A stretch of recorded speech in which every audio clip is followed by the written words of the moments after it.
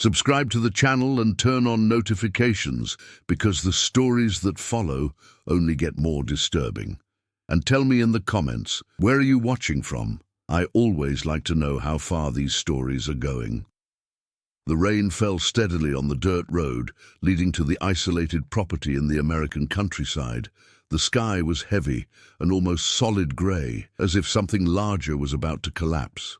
The black car moved slowly, its headlights cutting through the thick, seemingly alive fog, moving strangely between the twisted trees. In the back seat, Countess Helena von Arendt kept her eyes fixed on the window. Her expression was rigid, controlled, but there was something behind it, something that wasn't just tiredness. She wasn't looking at the landscape, she seemed to be observing memories. Helena was no ordinary woman.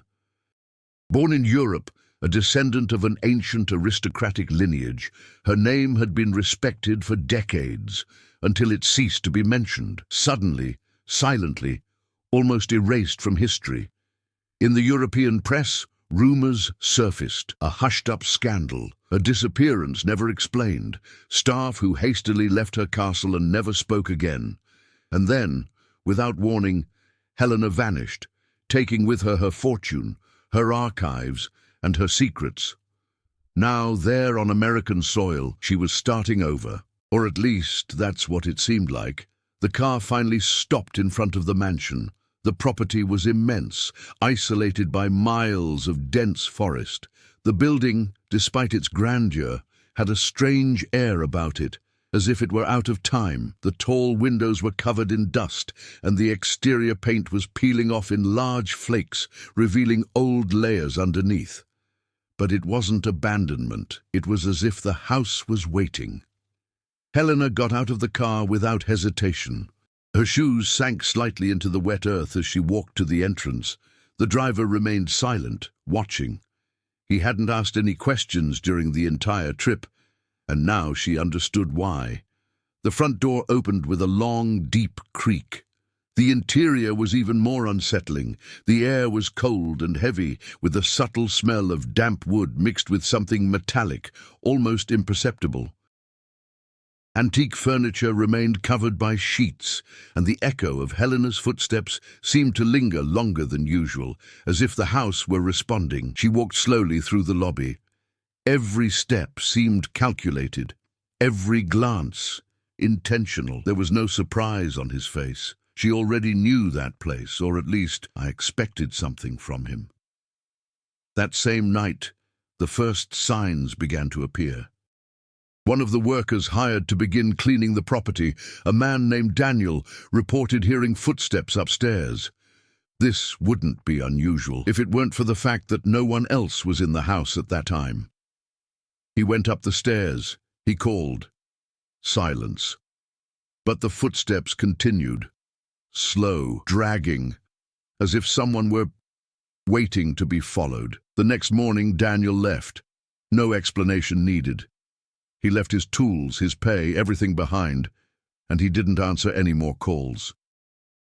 Helena did not comment. He simply hired another one. In the days that followed, other events began to emerge. Doors that closed by themselves, objects that changed places, whispers, too low to be understood, but clear enough to be ignored. And then, something more concrete. One of the maids found a door in the basement, locked, sealed on the inside. It wasn't just the door that was strange. The problem was that it didn't appear on the original house plans. Helena was called. She went down to the location accompanied by 2 employees. She stared at the door for long seconds, in absolute silence. And then he said something that no one expected. "Don't open it." His voice held no fear.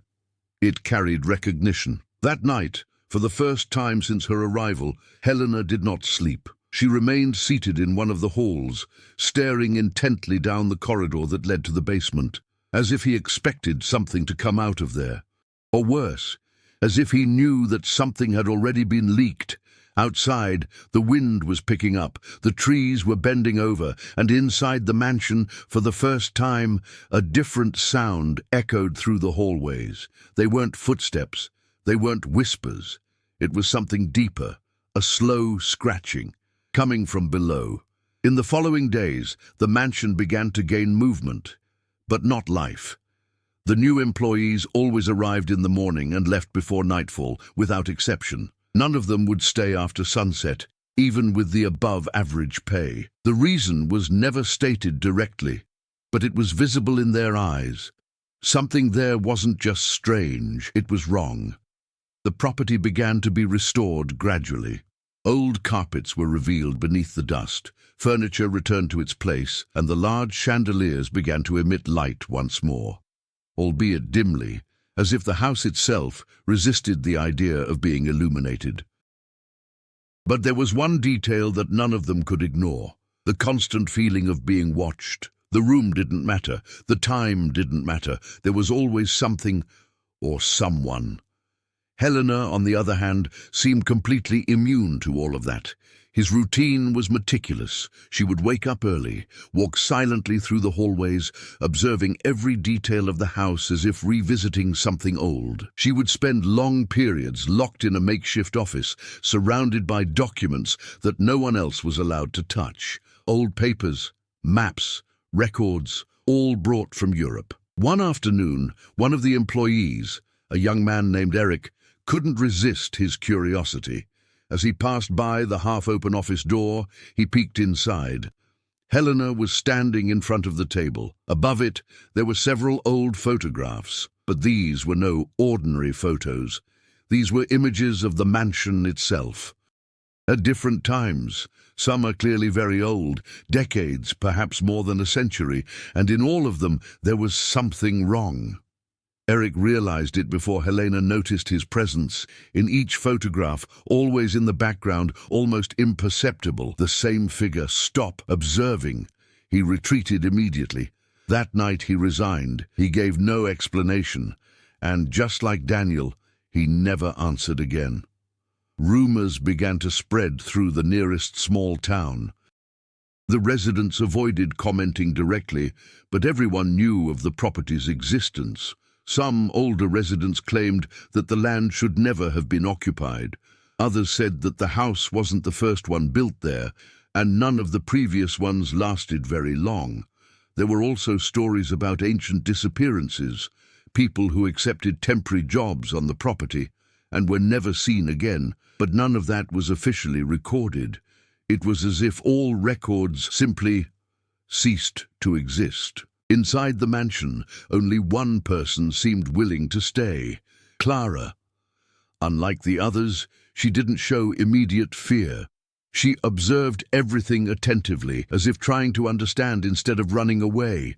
There was something about her, a persistent, almost stubborn curiosity. Helena realized this quickly, and for the first time, he showed interest in someone. "You don't seem bothered," Helena said one morning, while Clara was organizing the library. Clara hesitated for a second before answering, "I am, but not enough to leave." Helena watched her for a few seconds. There was a slight smile, almost imperceptible. It wasn't sympathy, it was recognition.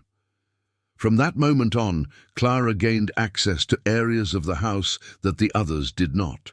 Closed corridors, old rooms, and possibly the path to the underground, but never to the door.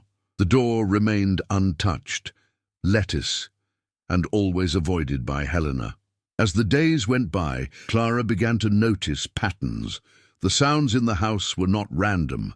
They followed schedules, always at night, always coming from the same place, and always more intense. One night, after staying longer than usual, Clara heard the sound again, the scratching, closer, stronger. She followed the sound to the hallway that led to the basement. He stopped in front of the stairs. O.R. Ali was different. It's colder, heavier, and there was another detail, a smell, iron, old. She went downstairs. Each step creaked under his feet, breaking the absolute silence of the house. When he reached the bottom, he saw the door. Property, like always. But something had changed. There were marks on the wood, recent brands. As if something on the other side, he was trying to leave. Clara approached slowly. He extended his hand, and then Do not touch. Helena's voice echoed behind her, firm, controlled, but different. Clara turned around. For the first time, Helena seemed tense, not scared, but be warned, as someone who has seen this happen before. There are things, Helena continued, drawing closer, that should not be disturbed. Clara hesitated, but he didn't back down completely. What's inside? Silence. Helena looked at the door. For a brief moment, his expression changed, and then he replied, "Something I brought with me." The silence that followed was heavier than any sound in the house, because, at that moment, Clara understood something. That one? He didn't belong to the mansion. After that night in the basement, something changed inside the mansion. It wasn't just the intensity of the sounds, it was the frequency. The scratch was no longer something distant and began to appear in different parts of the house, sometimes on the ceiling, sometimes inside the walls, sometimes so close that it seemed to come from the other side of some random door, as if he were no longer imprisoned. Clara started to realize this before everyone else. During the day, everything remained relatively stable, almost normal. But as night approached, the house seemed to react, like a living organism preparing to awaken. The lights flickered more frequently. The doors not only closed, but slammed shut. And the whispers. Now they had a rhythm, almost like words, but never completely understandable. The remaining employees began to leave their jobs, one after another. One of them swore he saw someone standing in the second-floor hallway, motionless, staring at the wall. When he tried to approach, the figure simply was no longer there. Another person reported hearing their own name being called in the middle of the night, coming from inside a locked closet. The next morning he left, without looking back. Helena wasn't trying to stop it. He offered no explanations. I just accepted it, as if it were part of an inevitable process. Clara, however, remained, but not out of courage. Now things were different. She needed to understand. On one of those quiet afternoons, Clara decided to return to Helena's office, this time more attentively. She waited for the moment when the Countess left the room, and then entered. The documents were still there, but now they are organized more precisely.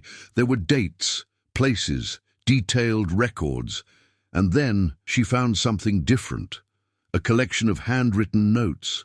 They weren't in English, not entirely in French. They looked like an old-fashioned mix, difficult to understand, but some words were clear. Transfer, connection, survival. And one phrase was repeated several times. He needs a place. Clara's heart raced. She continued flipping through the pages until she found something even more disturbing. A sequence of property records. They all belonged to the same family, all abandoned, all of them, with similar accounts, sons, disappearances. And one last note on each page. Moved. Clara froze. At that moment, everything started to make sense, or worse, it started to make too much sense. She heard footsteps in the hallway. He closed the notebook quickly, but it didn't come out. Helena appeared at the door. The two stared at each other in silence. "You found more than you should have," Helena said calmly. Clara took a deep breath. This didn't start here. Helena did not respond immediately. He simply walked into the office and closed the door behind him. "No," he said finally, "it never started." The silence stretched on, heavy, denso. Clara stepped forward.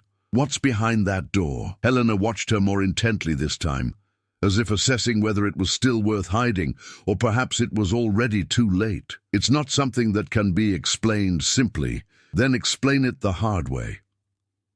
For a moment, Helena almost smiled, but there was no humor there. "That thing needs space," she said. "It needs isolation. It needs silence." Clara frowned. "And what if I don't have it?" Helena did not look away. "He creates." The air in the room seemed to get colder, heavier. Before Clara could answer, a sound echoed through the house, high, violent, coming from underground. The two women looked at each other, and without saying a word they ran. They descended the stairs quickly, the sound becoming clearer with each step. It was no longer just a scratch. It was shocking. Something is banging against the door, repeatedly, with increasing force. When they reached the hallway they saw, at the door, tremendous. The scars were now deep, the wood giving way. And then, a dry crack. One of the internal latches broke. Clara instinctively recoiled, but Helena remained motionless, observing, as if he had been waiting for that exact moment. "No," she murmured, for the first time with urgency in her voice. Another impact, stronger. The door frame cracked, and then silence, full, absolute. The two of them stood there, motionless. The air seemed not to move, time suspended, until something happened. Slowly, very slowly.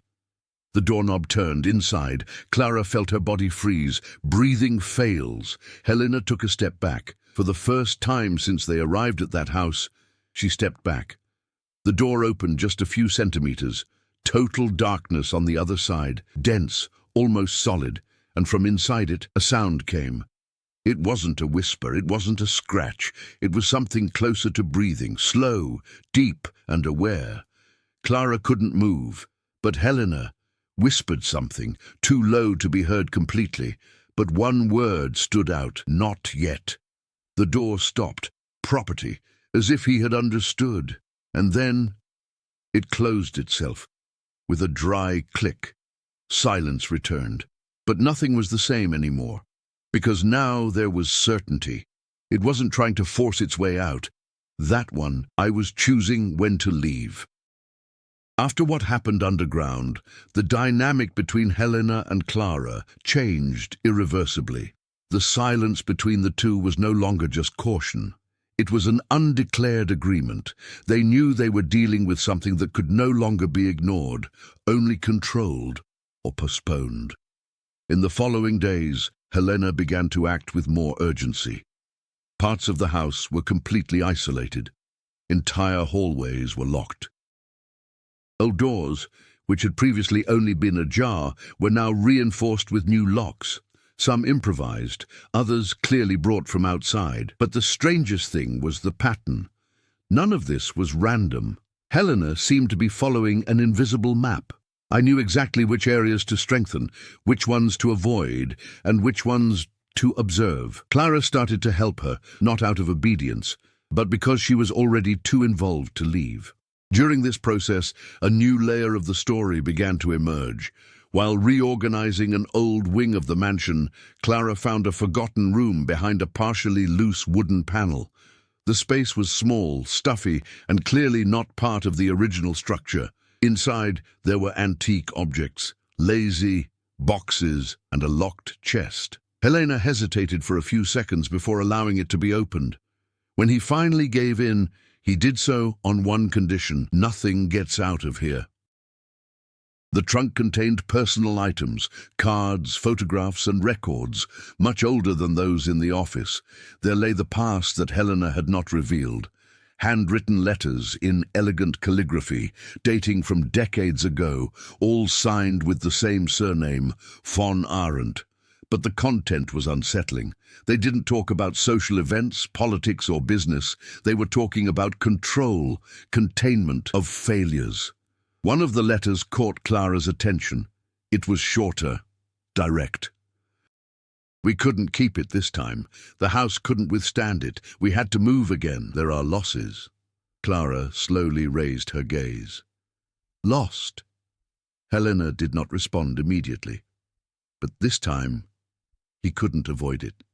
People. The weight of the word lingered in the air. Clara continued leafing through the documents, and then he realized something even more disturbing. That wasn't recent. That transfer had been happening for generations. The entity, or whatever it was not confined to the house. She was being taken away, movida, maintained, as part of a cycle. "Is this a legacy?" Clara asked with difficulty. Helena closed her eyes for a brief moment. "It's a responsibility. The silence that followed was broken by a distant sound, not coming from underground, but from the upper floor. They both looked up. That was new. Until then, everything was concentrated below. Now, it was spreading. Without saying anything, the two went upstairs. The second-floor hallway was dark, even during the day. The windows, once open, were now closed, some with newly installed boards. But there was something there. Something is out of place. One of the doors, at the end of the corridor, was ajar, and there were marks on the ground, as if something had been dragged from the inside out. Clara approached slowly. He pushed the door open. The room was empty, but not intact. The walls had deep scratches, the ground marked, and in the center of the room, an object, one of the old suitcases from the trunk, open, empty. Clara felt a shiver run through her body. "It was down there," she said almost voicelessly. Helena entered the room, observing every detail. His expression showed no surprise. It was confirmation. "He's learning," she said in a low voice. Clara turned around quickly. Learning what? Helena did not answer directly. She just looked at the suitcase. Paths. At that moment, something became clear. It wasn't just moving. That was what I understood. And he was finding new ways to expand throughout the house. That same night, another subplot took shape. Clara decided to leave the property for a few hours. She needed air, distance, anything to reconnect her with the real world. She drove to the nearest town. He entered a small local public archive. After some persistence, he gained access to old records from the region. What he found was worse than he expected.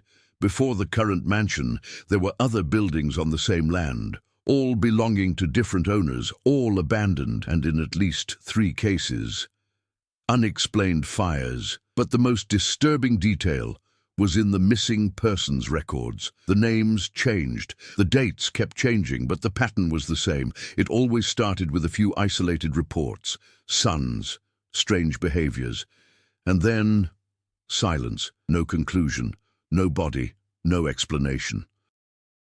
As if everything simply ceased to exist, Clara left the archive with an overwhelming feeling.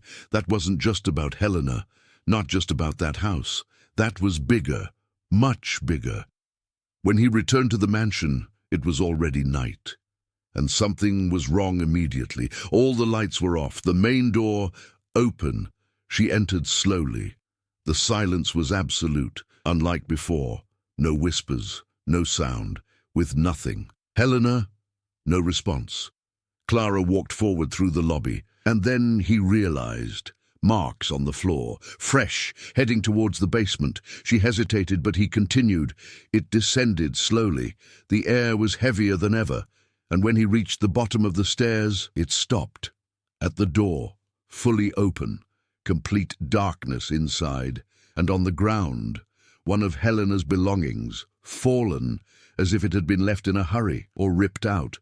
Clara felt her heart race, because at that moment, a new possibility has emerged, and it was worse than all the others. It wasn't just spreading throughout the house. That one, he could have taken Helena. Clara stood motionless before the open basement door. The darkness ahead didn't seem natural. It wasn't just an absence of light. It was dense, almost solid, as if it occupied its own space. The air emanating from it was cold and heavy, bringing back that metallic smell, stronger than ever. "Helena!" he called, his voice low, almost faltering. No response. The only thing that could be heard was silence. But not ordinary silence. It was a heavy, oppressive silence, as if something was waiting. Clara stepped forward, then another one, and then he went in. Darkness enveloped her immediately. The faint light coming from the corridor behind her seemed not to penetrate that space. It was as if the environment rejected any form of illumination. She put her hand on the wall, trying to get her bearings. Cold, wet. It's irregular, as if it weren't entirely made of stone.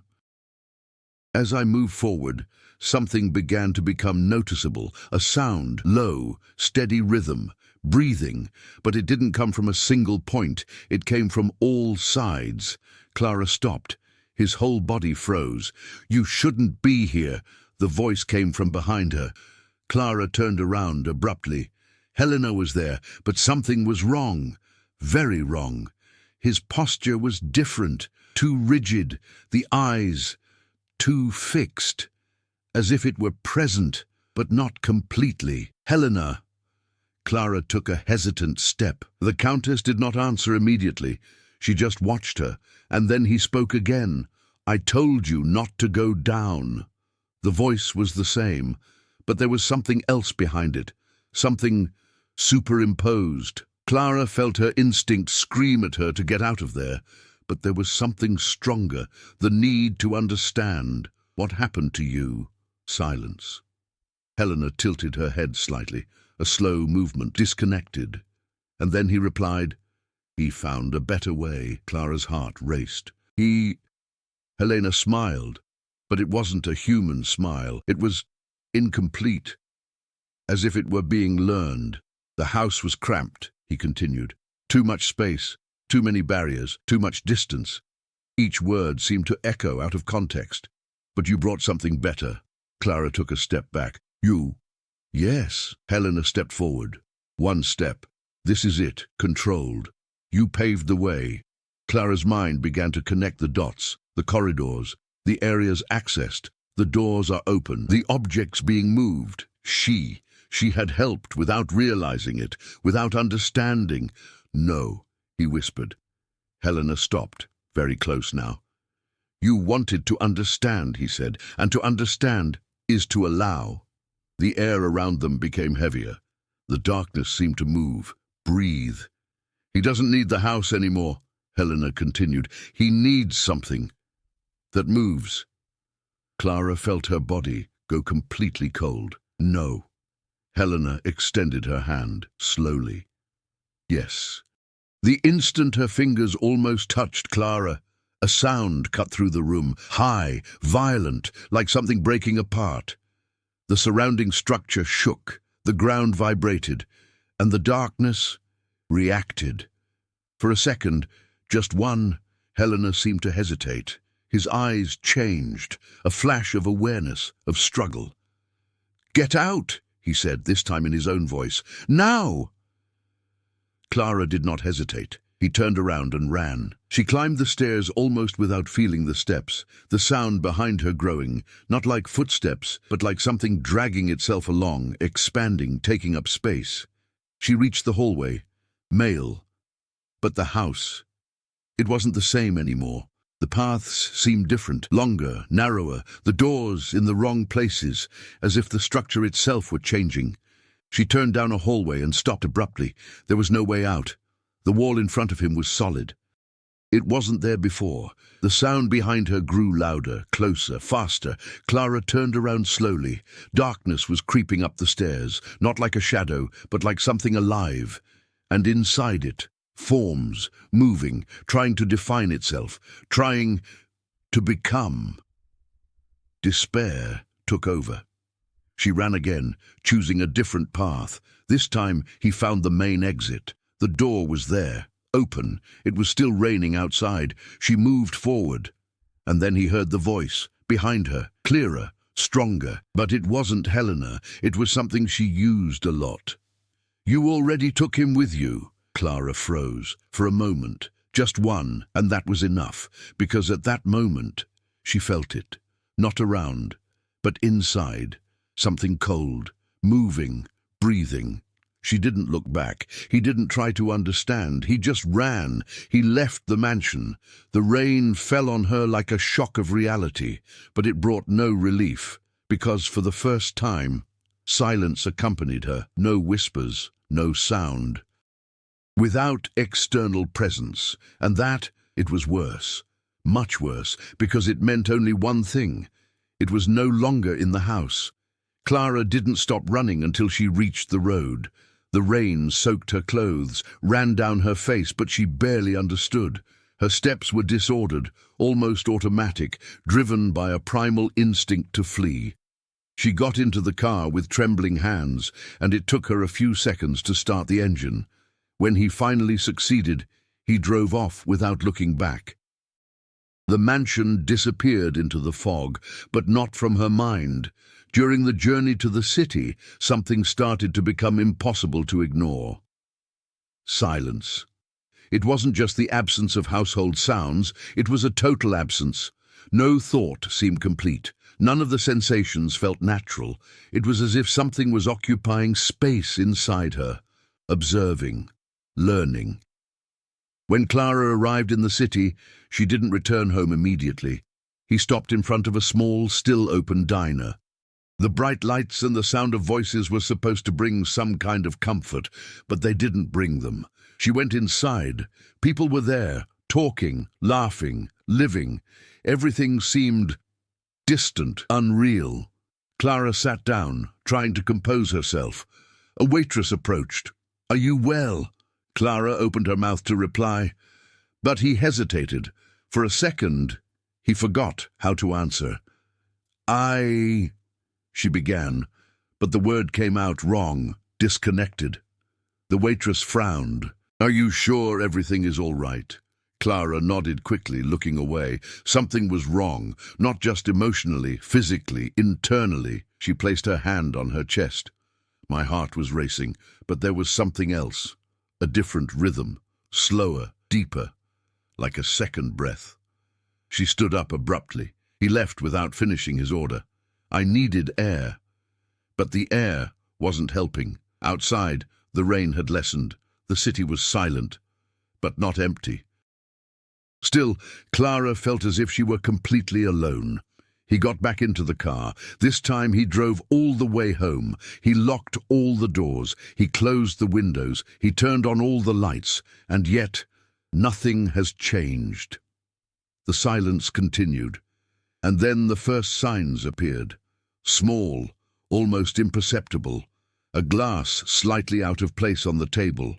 A door she was sure she had closed, now ajar. Steps, not on the ground, but inside the head. Clara pressed her hands against her ears.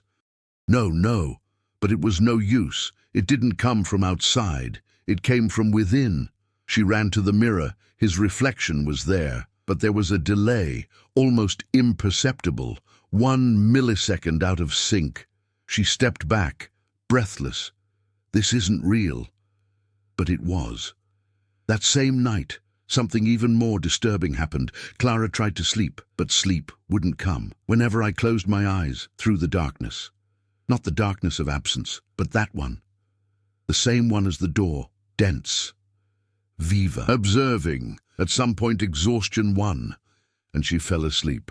For a short time, because he woke up to a sound. Not external, internal, a whisper, of course, for the first time, understandable. Now, it's easier. Clara opened her eyes immediately. The room was the same, but she wasn't there. He sat down slowly on the bed, breathing with difficulty. "What do you want?" Silence. For a few seconds, and then the answer. Not in words, but in terms of feeling, movement, something inside her. Exploring, testing, learning. She stood up, staggering. He went to the bedroom door, and it stopped. Hand on the doorknob, without knowing why, but knowing what was to come. She opened it. The hallway was empty, but there were marks on the ground, fresh, heading towards the room. Clara followed, step by step, as if he were no longer completely in control. He arrived in the room, and then he saw, at the entrance, open, just like in the mansion. Cold air slowly entering, and at that moment, she understood. It didn't want to get stuck, not even at home, not even in places. I wanted movement, expansion. And now, it had the perfect middle ground. Clara stepped back, desperate. "No, you're not going out." But it was too late, because the voice answered, calm. "Clara, I've already left." Her body froze, the muscles tensed, breathing failed. And for a brief moment, she lost control. His fingers moved on their own, slowly, closing the door. Not to prevent something from entering, but for keep something inside. When control returned, Clara fell to her knees, tremendous, crying. But there was one certainty now, irrefutable. It was no longer connected to the mansion, not even at the door, not even underground. I was connected to her, and every minute that passed, she was no longer just a victim, and it was beginning to become part of it. Clara didn't sleep that night, not even in the next one. Time began to lose its meaning inside the house. Hours seemed like minutes, and minutes like hours. But one thing remained constant: the presence, no longer seen as something invasive, but as something integrated, observing less, taking more action. In the first few days, Clara tried to resist instinctively. He avoided going out. He avoided contact with anyone. He turned off his cell phone. She closed the curtains, as if isolation could contain it. But he soon realized his mistake. That didn't need open doors anymore, not even physical paths. She was using hers, his movements, your thoughts, his impulses, and the more she tried to block it, the stronger it became. That's when Clara changed, not out of comfortable choice, but out of necessity. If I couldn't prevent it, I needed to understand. She went back to the records, notes that I had brought from the mansion, fragments of information, loose words, connection, transfer, host. This time she didn't read it as someone searching for answers. He read it like someone trying to survive, and then he realized something crucial. None of the records mentioned elimination, just about containing. Mover. Check. That could not be destroyed, but maybe it could be limited. This idea changed everything. Clara started testing little things, simple actions. When she felt the urge to open a door, it wouldn't open. When I felt like leaving, I stayed. When something inside her pushed, she resisted. Initially, it didn't work very well, but it worked, and that was enough, because for the first time she noticed something new. It reacted, not through brute force, but as intelligence. When she resisted, the presence did not advance immediately. She was backing away. I was watching. I was learning, but also I expected it. It was a game, and Clara finally understood the rules. On the third night, the confrontation changed shape.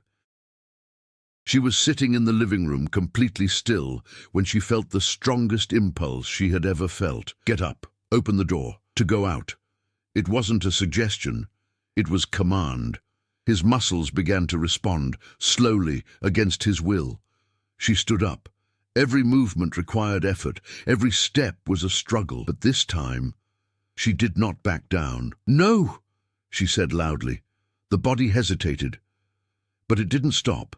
She kept walking, all the way to the door. The hand went up. He touched the doorknob. And then it stopped. An absolute silence fell over, but it wasn't empty. It was tense, direct conflict. Clara closed her eyes. He took a deep breath, and he forced his hand away, centimeter by centimeter. It's like fighting against another person. Or something worse, something inside. When he finally managed to retreat, she fell backward, gasping for air, swada, exhausted, but long-lived. And for the first time since all that, in control. Not entirely, but enough. At that moment, something changed. The presence within her adjusted. It didn't disappear, but his behavior changed. It used to be invasive. Now it was strategic, quieter, be more patient, and that was more dangerous. In the following days, Clara went even further. He started leaving the house, but be careful, testing limits, observing reactions. On one of those outings, something unexpected happened. She walked down a busy street, people walking, cars passing by, and then she felt it. A slight push. Different from the previous two. It wasn't about opening doors, not even about leaving. It was about someone, a man walking past her. For a moment, She felt a connection, subtle but clear, as if something inside her had recognized a possibility, a new path. Clara stopped immediately. My heart raced. No. She walked away quickly, breathing with difficulty. Now I understood. The goal wasn't just to leave. It was time to continue, to spread, and it was only the beginning. That night, Clara made a decision. I couldn't continue living like this, waiting, reacting. If it needed a host, so she needed to become something different. Not just someone trying to survive, but someone capable of containing it. Check. Even if it cost everything. She went back to the garage.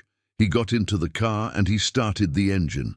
I knew where I needed to go, back at the mansion, not to run away, but to face it, because if it started there, perhaps there was still something, somehow, to close the cycle, or at least to stop him from continuing. As I drove down the dark road, one last sensation surfaced. Unlike all the others, it wasn't control. It wasn't an impulse. It was something more subtle, almost curious, as if the presence within her were also interested, waiting to see what would she do. The road to the mansion seemed longer than before. The fog was forming again between the trees, dense and patchy, as if guiding or hindering the path. Clara's car headlights could barely penetrate that opaque barrier, but she didn't slow down. Now there was no longer any doubt, not a single hesitation. Every second away from that place seemed worse than going back, because for the first time she knew. The problem was no longer the mansion. That was what had come out of her, and what else might still be there. Waiting. When the property finally came into view, something was different. There was no light at all. Before, even with all the strangeness, there were still signs of activity. Now, it was just a dark structure against the sky, silent, property, almost abandoned. Clara parked the car slowly. The engine shut off, and silence took over. But not the same silence as before. This one was deeper, more empty, as if something had been removed from there. She got out of the car. The air was colder, heavy, but, interestingly, cleaner, as if the presence that dominated the place had diminished, or, if displaced. Clara walked to the entrance. The main door was still open, exactly as she had left it. But now, upon crossing the boundary of the house, the feeling was different. The mansion no longer seemed alive. She seemed exhausted. The hallways were motionless, no whispers, without steps, no echoes. The only thing left, it was emptiness. Clara moved forward cautiously. Each step revealed more signs of sudden abandonment. Furniture out of place, fallen objects, doors open.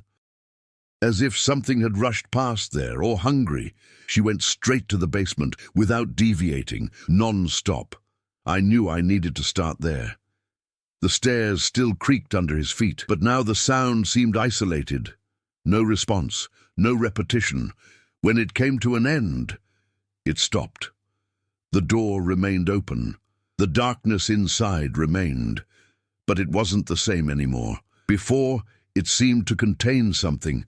Now, it looked like just an empty space. Clara entered slowly. This time, the darkness could not withstand the light coming from behind. The atmosphere began to reveal itself. The walls were marked, deeply, as if something had forced its way out. The floor, scratched, scattered fragments of wood, and in the center of space, something new, something that wasn't there before. A symbol, drawn directly on the ground, made with something dark, dry, old. Clara approached. He crouched down. He observed carefully. The design was complex, lines that intersected, shapes that seemed to make no sense at first glance. But there was a pattern, a purpose. She recognized it. Fragments of that symbol were found in Helena's documents, in the letters, in the old records. That wasn't random. It was part of the process, part of the control, or his attempt. And then Clara understood. That place, it wasn't just a prison. It was an anchor point, a transit point. And now it was empty. but not useless. She stood up slowly. The plan began to take shape. If it needed a host, and I needed a place to get in and out, so maybe I could be forced to return, not permanently, but enough to close the cycle or break it. But there was a problem. She didn't know how to activate it, and worse, I didn't know the price. At that moment, a sound echoed through the house, not coming from underground, but from the upper floor. Clara froze. That shouldn't be happening. The house was empty. She quickly left the room and went upstairs. The sound repeated itself. One step, this is it. Dragged, familiar. Clara arrived at the main hallway, and then he saw a figure stop at the end of the corridor. Property. Costs. Her heart raced. Helena. The figure did not respond, but it moved, slowly, turning the head in the wrong way, misaligned, and then the face became visible. It was Helena, but not completely. His eyes were empty, deep, and her body, too rigid, like before, but worse, much worse. "You're back," the voice said, but it wasn't just hers. Clara took a deep breath. His eyes no longer showed the same fear. Now there was something else, decision. "I didn't come here to run away," he replied. Helena tilted her head, as if analyzing. "I know." A heavy silence fell, and then Clara stepped forward. "Are you still there?" For a second, a single second, something changed in Helena's expression. A slight tremor, a trace. "No." For long, the voice came out fragmented. Clara understood. That wasn't complete yet. But not for long. Chance. She looked down the hallway, to the house, to the basement, and then he made his final decision. "So let's finish this." The presence within her reacted immediately, a strong impulse, violent, contrary. But this time, she didn't resist completely. She directed it. Because now it wasn't just a fight, it was a strategy. And the final field, it was already decided. The air inside the mansion seemed heavier with each passing second. Clara remained motionless for a moment, staring at Helena, or what was left of her.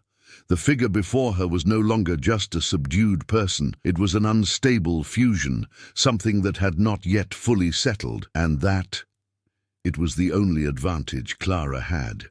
"You still need me," Clara said firmly, controlling her breathing.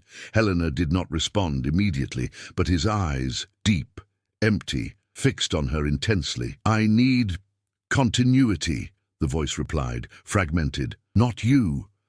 Clara took another step forward, even though she felt the impulse growing inside her, pressing down, trying to take control. "Then why haven't you left me yet?" he provoked. Silence.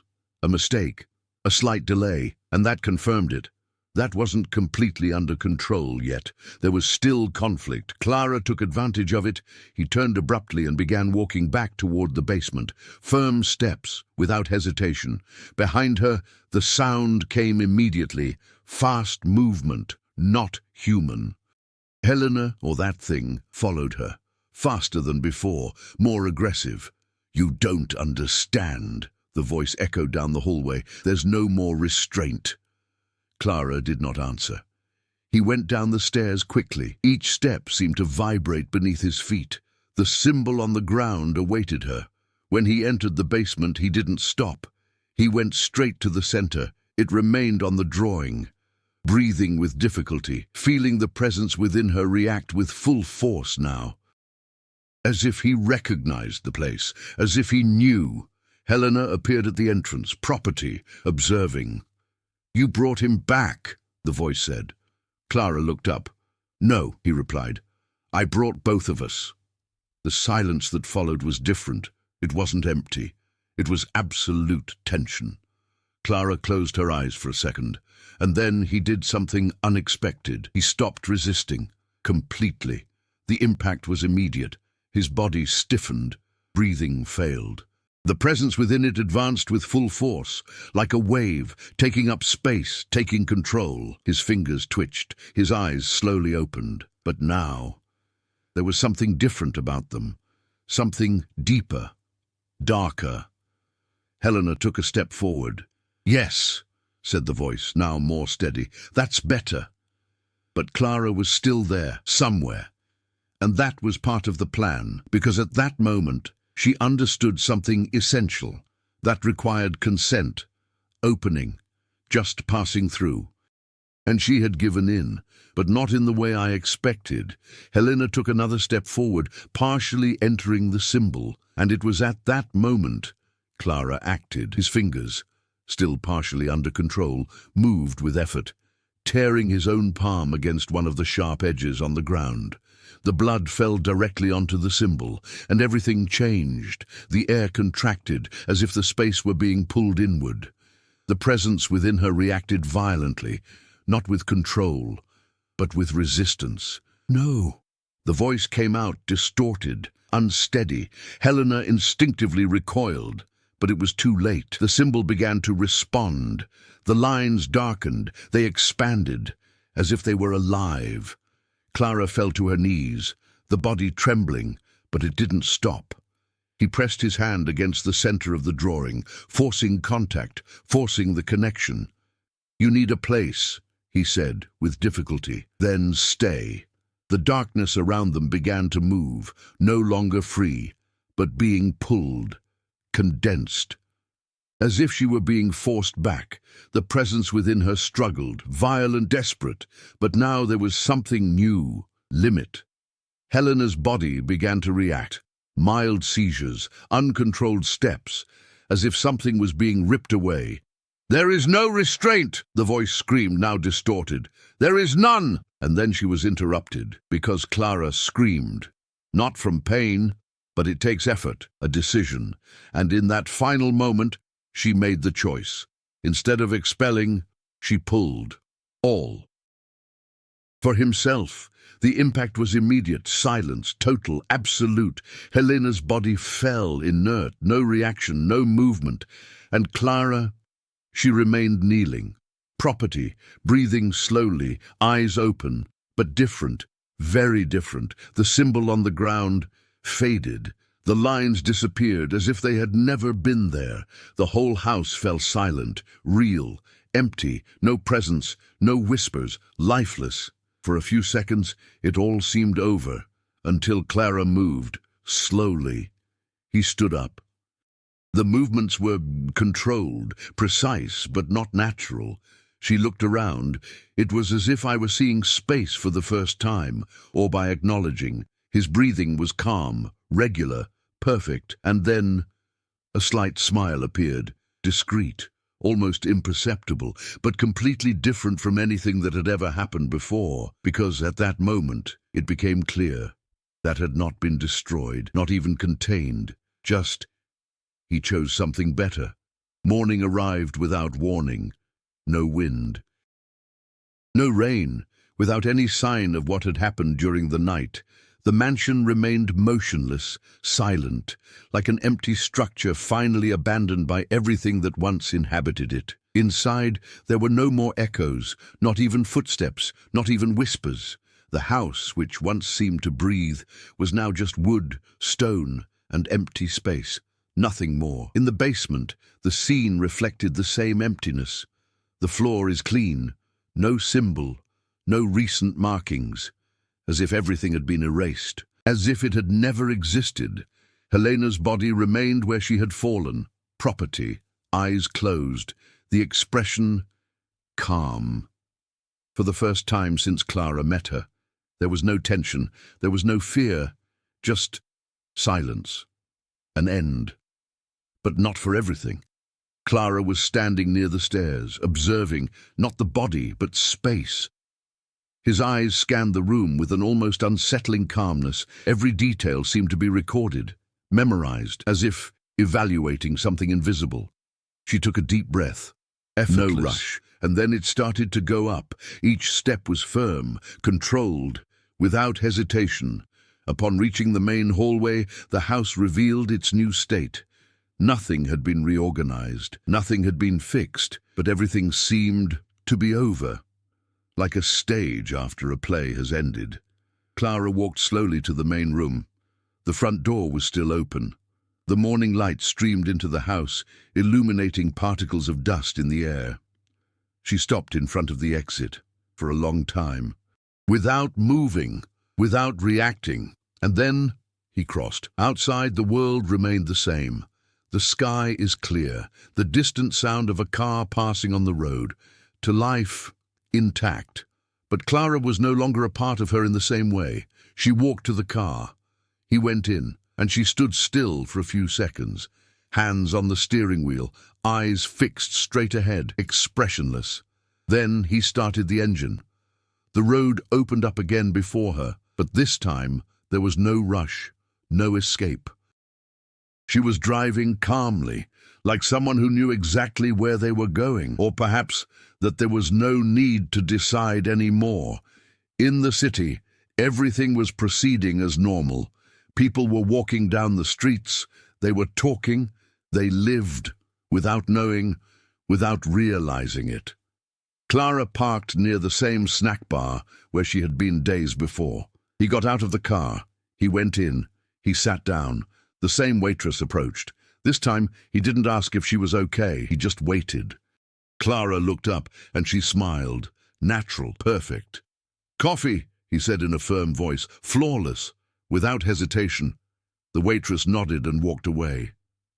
Everything seemed right, normal, but there was something in Clara's eyes. Something that wasn't there before, something I was observing, that he was evaluating, that recognized patterns, movements, possibilities. When the coffee arrived, she thanked them. He brought the cup to his lips, and then, for a brief moment, it stopped. His gaze shifted to a nearby table, a man sitting alone, distracted, inattentive. For a second, that same impulse returned, subtle, silent. But now, it wasn't unintentional. It was understood. Clara simply watched, without taking action. No rush. And then he went back to the cafe, as if nothing had happened. Outside, the city remained vibrant, but something invisible had changed. There was no longer a single isolated house containing that. There were no more sealed doors. There were no more physical limits. Now, that was in the world. Book, but not out of control, not impulsive, quite the opposite, patient, strategic, and above all, adapted. Clara finished her coffee. He stood up, he paid, and he left, blending in with the people on the street without drawing attention, without leaving a trace. The mansion was left behind. Europe has fallen behind. The past is over. But the cycle? No, the cycle had not ended, just evolved. Months later, the mansion was officially declared abandoned. No heir claimed the property. No recent records explained what had happened there. Gradually, the place reverted to being just another forgotten story among so many others. But in different cities, reports began to emerge. Small, isolated, almost insignificant. People who swore they heard something when they were alone. Doors opened without explanation. The constant feeling of not being completely alone. Nothing to be alarmed about. Nothing connected the events yet. And among all these stories, there was always one detail in common. Someone who passed by, someone who observed, someone who smiled before moving on. And now I ask you a question. If you were in Clara's place, would you have resisted until the end? Or at some point, would he have given in without even realizing it? Because there is only one truth. Not everything that seems to be outside the norm actually is. Some things just need an opportunity, and sometimes that opportunity can be something simple, just out of curiosity. Now tell me in the comments, do you believe Clara is still in control, or has it completely taken over? And most importantly, would you have the courage to enter that mansion? If this story has captivated you this far, don't forget to leave a like and subscribe to the channel so you don't miss the next macabre and mysterious stories. And tell me also, where are you watching from? Because the next story might be closer to you than you think.